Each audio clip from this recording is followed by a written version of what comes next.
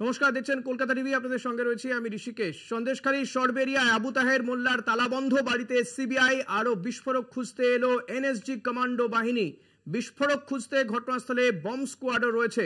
সেই ছবি আপনারা দেখতে পাচ্ছেন। সন্দেশখালীতে এনএসজি আবু তাহের মোল্লা তার তালাবন্ধ বাড়িতে আগ্নেয়াস্ত্র পেয়েছে সিবিআই আধিকারিকরা।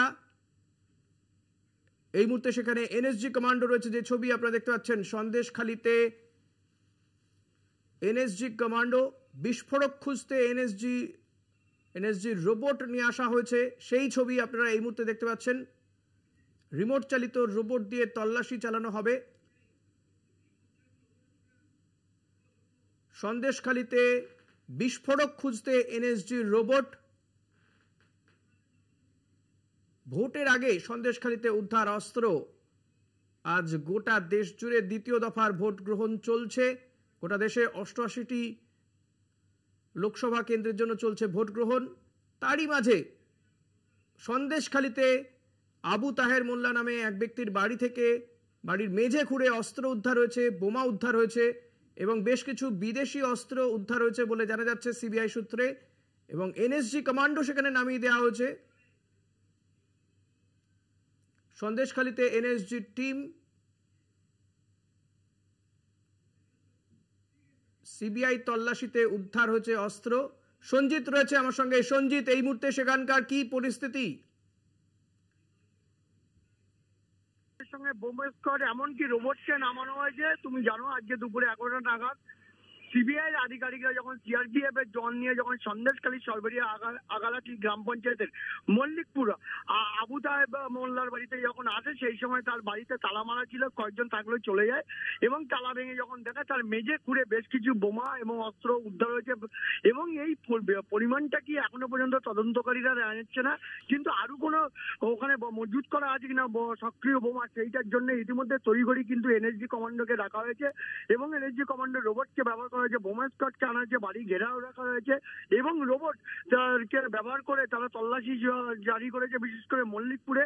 এবং বোমা স্কোয়াড এবং এনএসজি কমান্ডো যেমন বাড়িটাকে ঘিরে রেখেছে, বোমা স্কোয়াড তারা তাদের ইউনিফর্ম পরে তারা রীতিমতো তল্লাশি শুরু করেছে। পাশাপাশি এই আবু তাহের মোল্লার বাড়ির আশেপাশে কোনো মেচোগেরি আছে কিনা, মেচোগেরিতে কোনো অস্ত্র মজুদ আছে কিনা, সেটাও তদন্তকারীরা তারা স্পেশাল টিম তারা কিন্তু মেটাল ডিটেক্টর দিয়ে পরীক্ষা করছে। এখনো পর্যন্ত যেটা খবর, এখনো পর্যন্ত ওই অস্ত্র উদ্ধার করার পরে কিন্তু এখনো কোনো কিছু উদ্ধার হয়নি।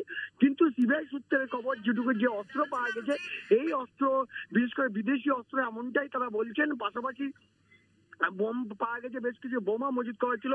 আর কেন এনএসজি কমান্ডোকে নামানো হলো, তুমি এর আগে জানো মুম্বাই বিস্ফোরণের সময় তাজ ওবেরায় যেভাবে বিস্ফোরণ হয়েছিল, সেই সময় এনএসজি কমান্ডোকে জাতীয় সুরক্ষা নিরাপত্তার জন্য নামানো হয়েছিল। তারপরে সন্দেশখালী মল্লিকপুরে ওই বাড়িতে আর কি আছে যার কারণে এনএসজিকে তড়িঘড়িকে আনা হলো, এটাও তদন্তকারীরা দেখছে। এখন সময় সাপেক্ষে জানা যাবে যে আরো কোনো কিছু অস্ত্র বা অন্য কোনো বিস্ফোরক মজুত করা আছে। কিন্তু এখনো পর্যন্ত যেটা খবর, বেশ কিছু বিদেশি অস্ত্র পাওয়া গেছে এবং বেশ কিছু বোমা উদ্ধার হয়েছে, প্রায় 1 বস্তা এই উদ্ধার হয়েছে। এরপরে ওই বাড়ির নিচে কোনো অস্ত্র মজুদ আছে কিনা সেটাও তদন্তকারীরা দেখে নিতে যাচ্ছে, যার কারণে এনএসজি কমান্ডো বাড়িটাকে ঘিরে রেখেছে এবং রোবটকে ব্যবহার করে খোঁজ চালাচ্ছে, রোবটই খোঁজ চালাচ্ছে ওই এলাকায়, ওই বিশেষ করে ওই জায়গায় কোনো অস্ত্র মজুদ আছে কিনা, কোনো বোমা বা বিস্ফোরক মজুদ করা আছে কিনা, রোবটকে ব্যবহার করে এই তদন্তকারীরা তারা এগোতে যাচ্ছে ধাপে ধাপে।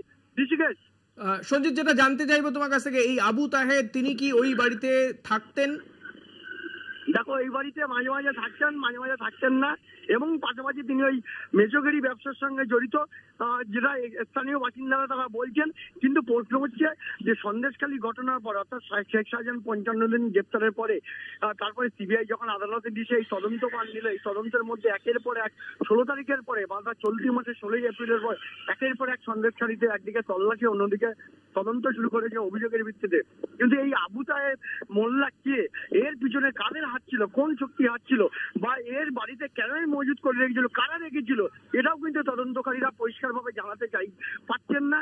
এখনো পর্যন্ত আবু তালেব যতক্ষণ পর্যন্ত তাদের নাগালে না আসবেন ততক্ষণ পর্যন্ত জানা যাবে না এই অস্ত্র মজুত করার উৎস কোথা থেকে আসলো, কে এই অস্ত্র বন্টন। তুমি জানো ইতিমধ্যে সন্দেশকারী একেবারে ভারত বাংলাদেশ সীমান্ত লাগোয়া যে একটা ব্লক, বিশেষ করে একদিকে নদীমাতৃক, অন্যদিকে ওই এপার থেকে দেখালে ওপারে বাংলাদেশ, এপারে থেকে ইন্ডিয়া, মাঝখান থেকে বিভিন্ন নদী, ইছামতি, গাছা এবং বেদনী নদী, একাধিক নদী বয়ে গেছে। যেখানে সীমান্ত এরিয়া, এখান থেকে কোন অস্ত্র কোথা থেকে কে মজুত করে রাখলো, কেই ওই বাড়িতে রাখলো, বা এই অস্ত্র মজুদের সূত্র কোথা থেকে আসলো, এটাও তদন্তকারীরা যতক্ষণ পর্যন্ত আবু তালেব মোল্লাকে না নাগালে পাবে ততক্ষণ পর্যন্ত এই সূত্র জানা যাবে না। এখনো পর্যন্ত এনএসজি কমান্ডো এবং রোবটকে কাজে লাগিয়ে নতুন অস্ত্র ভান্ডারের খোঁজে তারা তল্লাশি শুরু করেছে। ঠিক আছে সঞ্জিত, এলাকার লোকজন তারা কি বলছেন, এই আবু তাহের মোল্লা সম্পর্কে কি বলছেন? সন্দেশখালীর যে ঘটনা, যে অভিযোগ সেখানে ভেরি দখল করে নেওয়া কিংবা নিগ্রহ করা, সেই সমস্ত ঘটনার যে অভিযোগ সন্দেশখালী মানুষজন করেছেন পুলিশের কাছে বা সিবিআই এর কাছে, এই আবু তাহের মোল্লা তার বিরুদ্ধে তেমন কোনো অভিযোগ কি ছিল না? দেখো, তুমি সন্দেশখালীর ঘটনায় এর মধ্যে আদালত সিবিআই কে তদন্তের ভার দেওয়ার পর থেকে সিবিআই নিজস্ব একটা পোর্টাল তৈরি করেছে CBI.com সন্দেশখালী বলে, এবং সেই জায়গাটায় থেকে এই অভিযোগ, কোন অভিযোগের ভিত্তিতে এই আবু তাহেবের মোল্লার বাড়িতে তদন্তকারীরা প্রাতঃকালে সিআরপিএফ এর জওয়ান নিয়ে হাজির হলো, এটাও কিন্তু তদন্তকারীরা দেখছে। এখন প্রশ্ন হচ্ছে এই নির্দিষ্টভাবে আবু তালেবের বিরুদ্ধে কোনো অভিযোগ হয়েছে কিনা সেটা একেবারে তদন্তকারীরাই বলতে পারবে, কেন সিবিআই যে পোর্টালে যে অভিযোগ হয়েছিল কিনা সেটাও তদন্তকারীরা একেবারে সূত্রের খবর। এখনো পর্যন্ত এই আবু তালেবের মোল্লার বিরুদ্ধে কিন্তু নির্দিষ্টভাবে সন্দেশখালী থানায় কোনো অভিযোগ ছিল না। এই আবু তালেব মোল্লা এলাকায় সক্রিয়, বিশেষ করে এই এলাকায় মাছা বেরিবের সঙ্গে যুক্ত ছিল। অর্থাৎ আমার সন্দেশকারী এলাকাটা মৎস্যজীবী এলাকা, এখানকার দৈনন্দিন জীবন বিশেষ করে মৎস্য চাষের উপর নির্ভর করে। কিন্তু এই আবু তালেবের বাড়িতে যে একতলা কংক্রিটের বাঁকা বাড়িতে বিপুল পরিমাণে অস্ত্র কারা মজুত করেছিল বা আবু তালেব এই ঘটনার সঙ্গে যুক্ত আছে কিনা সেটা যতক্ষণ পর্যন্ত আবু তালেবকে নাগালে না পাবে ততক্ষণ পর্যন্ত বলা, বিশেষ করে সমস্যা আধিকারিকদের তদন্তে এমনটাই আধিকারিকরা মনে করছে। অর্থাৎ ক্রীড়া সূত্রের খবর এখনো পর্যন্ত সময় যত যাবে তখন যাবে এই রহস্য ঘনীভূত হবে। অর্থাৎ যতক্ষণ পর্যন্ত না এই তদন্ত যে আবু তালেবে এই বাড়িতে কি পরিমাণ অস্ত্র রেখেছিল, কারা রেখেছিল, বা এই অস্ত্রের উৎস কোথা থেকে এসেছিল, অস্ত্রের যোগান কোথা থেকে দেখা হয়েছিল। যেহেতু একদিকে সীমান্ত, অন্যদিকে বারবার সন্দেশখালী নিয়ে বিরোধীরা কিন্তু একের পর এক অভিযোগ তুলেছিল শেখ শাহজাহান বাহিনীর বিরুদ্ধে। সবটাই গোটা প্রক্রিয়া কিন্তু তদন্ত সাপেক্ষের ব্যাপার। এখন আর কিছুক্ষণের সময়ের মধ্যে জানা যাবে এই এনএসজি কমান্ডো নামানোর পরে যার কোনো ওর মধ্যে কোনো। একদমই সঞ্জিত, থাকো তুমি আমাদের সঙ্গে। এই মুহূর্তে আমরা টেলিফোনে যোগাযোগ করেছি তৃণমূল নেতা শান্তনু সেনের সঙ্গে। শান্তনুদা, স্বাগত জানাবো আপনাকে কলকাতা টিভিতে। সন্দেশখালীতে সেখানে এনএসজি কমান্ডো নামানো হয়েছে, আবু তাহের মোল্লা বলে একজনের বাড়ি থেকে অস্ত্র উদ্ধার হয়েছে, বিদেশি অস্ত্র রয়েছে, এনএসজি কমান্ডো নামিয়ে দেওয়া হয়েছে।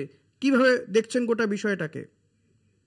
দেখুন, সন্দেশখালী নিয়ে অতি সক্রিয়তা, অতি তৎপরতা এবং অতি নাটকীয়তা ভারতবর্ষের জাতীয় দলের, সরকারের এবং তাদের নেতা মন্ত্রীদের আমরা বারবার দেখছি।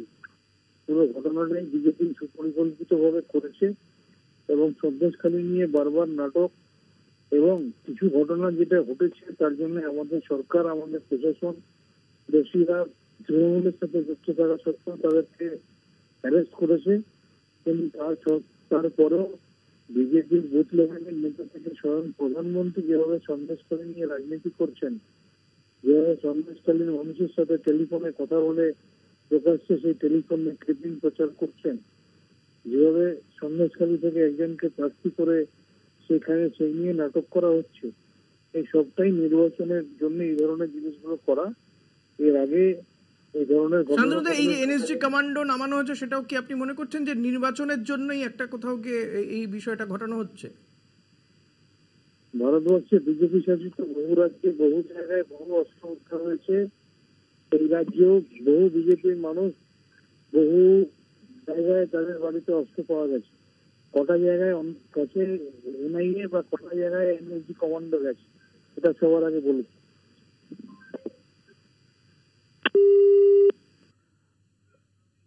শান্তনু সেন ছিলেন আমাদের সঙ্গে, তৃণমূল নেতা, এবং তার বক্তব্য যে দেশের বিভিন্ন প্রান্তেই এই বিস্ফোরক বা অস্ত্র উদ্ধার হয়েছে, সেখানে এনআইএ বা এনএসজি যায় না, কিন্তু এই সন্দেশখালীতে এনএসজি নামানোর যৌক্তিকতা নিয়ে কিন্তু প্রশ্ন তুলে দিয়েছেন তিনি।